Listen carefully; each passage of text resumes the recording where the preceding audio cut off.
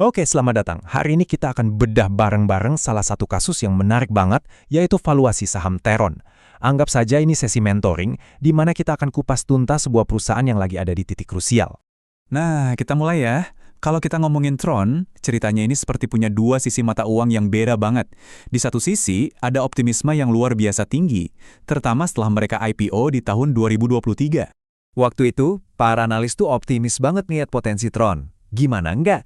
Mereka dapat kontrak-kontrak besar dari pemerintah, inisiatif teknologinya juga baru. Jadi narasi yang dibangun saat itu jelas, wah ini perusahaan bakal meledak pertumbuhannya. Buktinya apa? Samuel Securitas saja sampai berani memulai liputan dengan rekomendasi, beli, dan pasang target harga yang ambisius banget di Rp550 per lembar saham. Ini kan sinyal kepercayaan diri yang luar biasa kuat dari pasar. Tapi, cerita nggak selamanya berjalan mulus kan? Coba kita lompat ke laporan keuangan tahun 2025. Nah, disinilah semua gambaran indah itu mulai, retak. Ini adalah realita kedua, sisi yang lebih gelap dari cerita Tron yang harus kita pahami.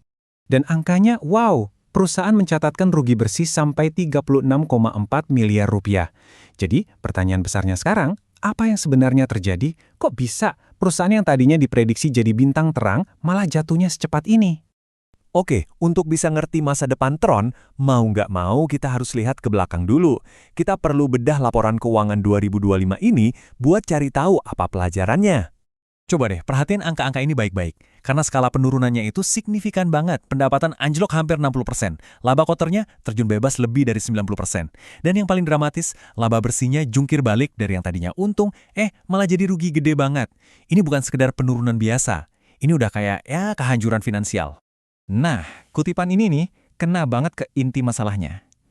Ketergantungan Tron yang sangat besar pada kontrak pemerintah yang sifatnya project based itu kayak pedang bermata dua. Kalau lagi ada proyek, ya duitnya kenceng. Tapi begitu proyeknya kelar atau ditunda, ya udah, keran pendapatannya langsung seret. Tapi di tengah krisis ini, manajemennya nggak diam aja. Mereka ngambil langkah yang super berani, sebuah pivot strategis. Mereka bertaruh besar-besaran di ekosistem kendaraan listrik atau EV. Jadi, di rapat umum pemegang saham luar biasa tanggal 18 Februari 2026, palu diketok. Pemegang saham setuju, kasih lampu hijau buat perusahaan untuk banting setir sepenuhnya ke bisnis infrastruktur kendaraan listrik. Fokus mereka adalah membangun infrastruktur inti ekosistem EV, yaitu stasiun pengisian daya atau SPKLU dan stasiun penukaran baterai atau SPBKLU. Ini pertaruhan yang gede banget loh di lini bisnis yang benar-benar baru buat mereka. Tujuannya buat nangkap gelombang masa depan. Dan tujuannya jelas banget, mereka mau lepas dari model bisnis proyekan yang naik turunnya nggak karuan. Mereka mau bangun fondasi baru di atas recurring revenue atau pendapatan berulang yang jauh lebih stabil dan bisa ditebak. Terus, seberapa ambisius sih rencana ini? Gini deh, studi kelayakan internal mereka itu memproyeksikan internal rate of return atau IRR nyaris 49%. Sederhananya, angka ini menunjukkan potensi imbal hasil yang masif kalau mereka berhasil mengeksekusi rencananya. Oke, jadi kalau skenarionya mulus, semua sesuai rencana, seberapa gede sih potensi cuannya? Nah, sekarang kita coba bedah skenario optimisnya. Gimana caranya Tron bisa jadi perusahaan dengan valuasi triliunan? Ada beberapa angin segar yang mendukung mereka nih. Pertama, bisnisnya sejalan banget sama kebijakan energi hijau pemerintah. Kedua, pergeseran ke model pendapatan berulang yang lebih sehat. Dan ketiga, mereka udah punya fondasi teknologi yang bisa dimanfaatkan. Ini resep yang potensial banget untuk sebuah cerita turnaround yang sukses. Tapi, tunggu dulu. Tugas saya di sini kan bukan cuma nunjukin yang manis-manisnya aja. Kita juga harus tetap waspada. Mari kita lihat risiko-risiko yang mengintai di balik rencana besar ini.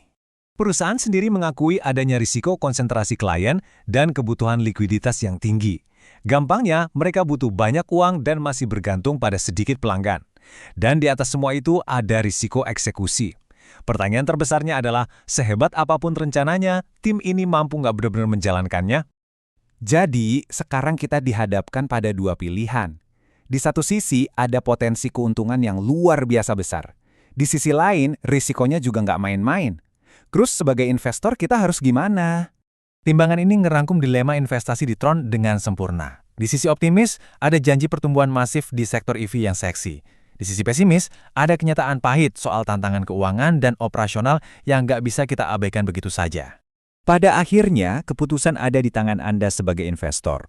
Seberapa besar toleransi risiko Anda? Seberapa besar kepercayaan Anda pada manajemen untuk mengeksekusi rencana ambisius ini?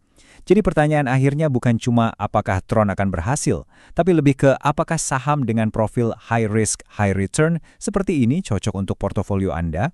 Coba pikirkan baik-baik.